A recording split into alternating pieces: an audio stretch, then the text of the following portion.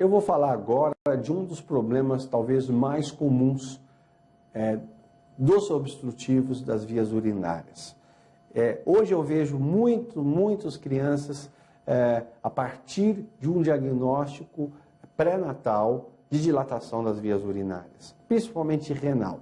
Então, é muito frequente, eu vou ver pacientes no berçário que acabaram de nascer e que durante toda a vida intrauterina, quando a mãe ia fazer os seus controles no pré-natal, fazer seus ultrassons obstétricos, observava-se dilatação do rim ou dos ureteres. Mas aqui eu vou me concentrar principalmente nas vias urinárias altas, nos rins, né? Esse é um problema que, se por um lado chama a atenção, por outro lado, é muito importante separar se essa dilatação ocorre nos dois lados ou de um lado só.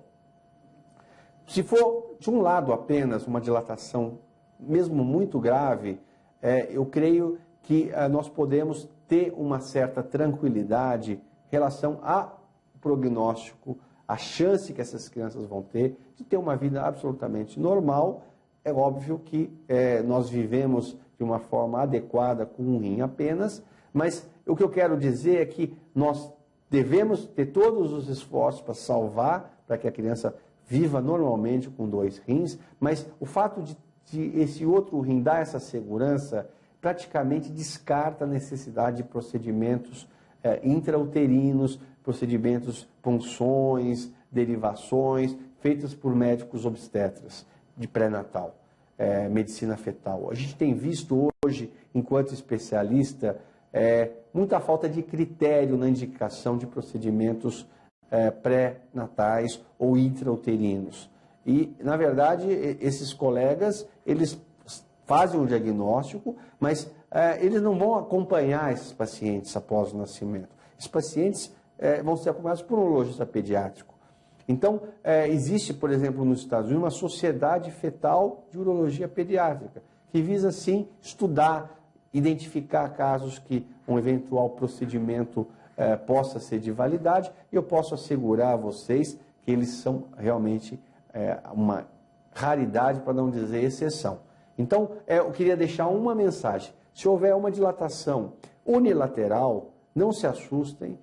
O urologista pediátrico deve ver esses casos antes de nascerem, mas não vai haver uma indicação formal para nenhum tipo de procedimento intrauterino. Essa é uma mensagem que eu acho que eu devo, enquanto professor em urologia pediátrica, deixar de forma muito clara para vocês. Eu vou falar da estenose de Jupe.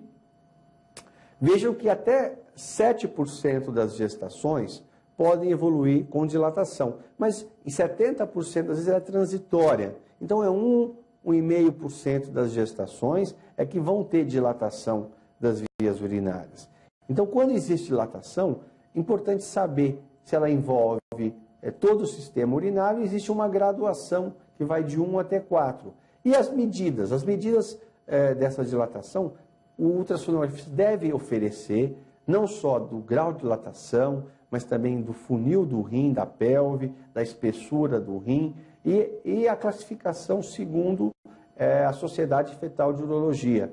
Ela me permite identificar qual o grau efetivo de dilatação, e aí eu posso pensar em todas essas doenças que podem causar dilatação. A estenose de Jupe é a mais frequente, se ela envolver apenas o rim. E eu sou muito chamado a falar sobre hidronefrose, visitas na maternidade. Então, essa aula eu acho que ela tem esse papel importante. Já falei da importância de ser uni ou bilateral, o grau de dilatação e outras questões. O líquido amniótico,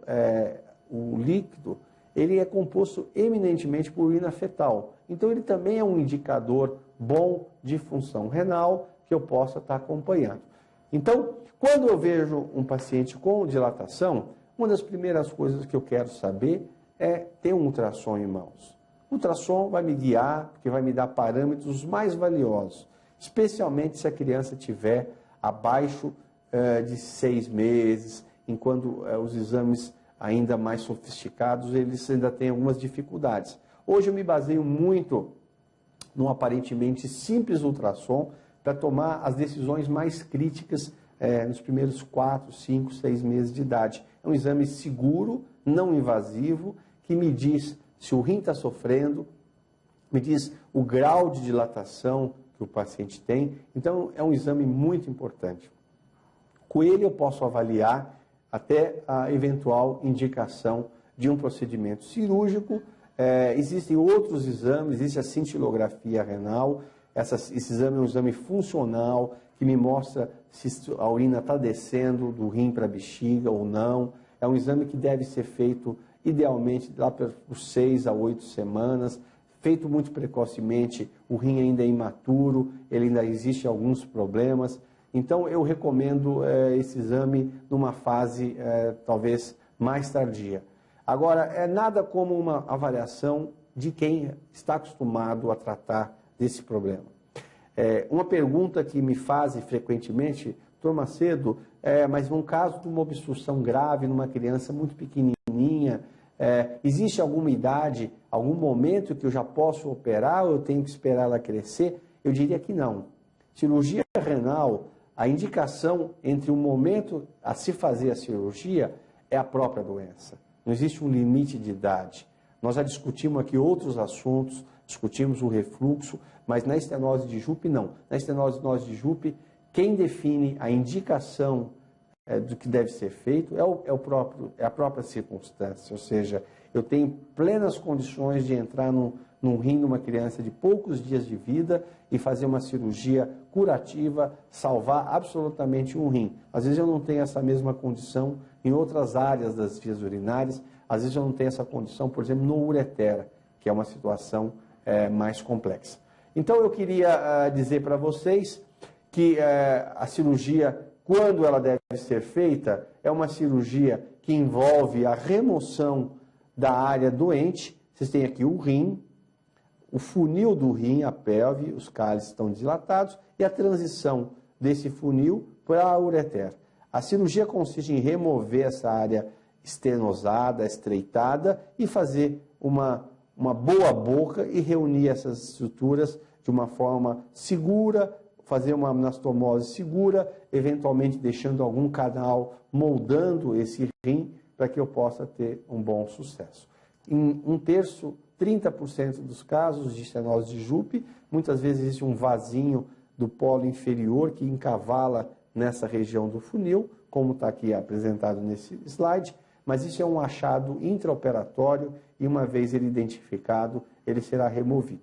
Então, é feita uma cirurgia reconstrutiva, a peça cirúrgica, apesar de vocês terem visto parecer uma área muito extensa, é uma incisão um pouco maior do que um polegar, se ela for feita nos primeiros meses de idade. Então, com isso, eu queria me colocar à disposição para maiores esclarecimentos na estenose de Jupe, que é uma das principais causas de dilatação das vias urinárias, a mais frequente de todas, e dizer que o sucesso no tratamento desses pacientes é muito bom. Nós temos condições de desafogar esse rim que estava obstruído, como se um prendedor de roupa estivesse estreitando e não deixando a urina descer, o rim fazendo força para impulsionar essa urina para baixo, mas não consegue pelo estreitamento, o rim vai dilatando, a pressão vai sendo feita na sua circunferência, destruindo o rim. Então, esse é um procedimento que, quando bem indicado, ele nos permite um sucesso na sua resolução muito grande. É por isso que eu quero me colocar à disposição de vocês, principalmente nesses casos que eu estou avaliando no berçário, ou a senhora que acabou de dar à luz e tem uma criança pequena. A estenose de Jupe é um problema que pode ser perfeitamente tratada e é uma das áreas que nós atuamos com muita propriedade também. Espero que vocês possam ter aproveitado essa mensagem e eu estou à disposição para outros esclarecimentos.